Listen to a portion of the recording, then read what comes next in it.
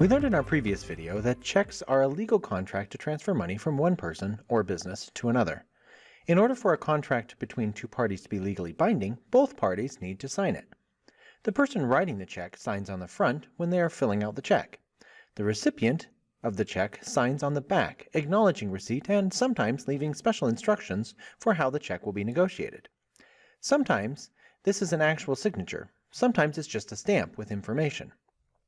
Either way, this signature or stamp on the back of the check by the payee is known as an endorsement.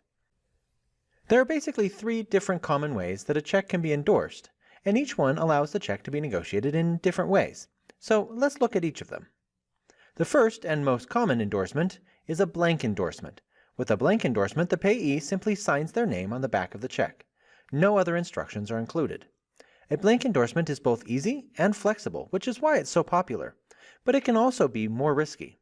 Once a check is signed with a blank endorsement, it becomes cashable by any person who holds the check. This is why it's recommended to never sign the back of a check with a blank endorsement until you are at the bank and ready to cash or deposit it. The next form of endorsement is called a special endorsement. A special endorsement allows you to use the writing on the back of the check to name someone else as the new owner of the check. You do this using the same legal terminology used on the front of the check. So, on the back, you would write, "Pay to the order of," and then the new check owner's name, and then you would sign your name below that.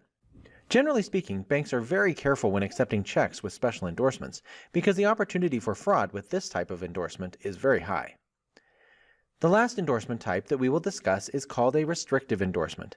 This is the most common type of endorsement used in business. A restrictive endorsement restricts a check to only be deposited.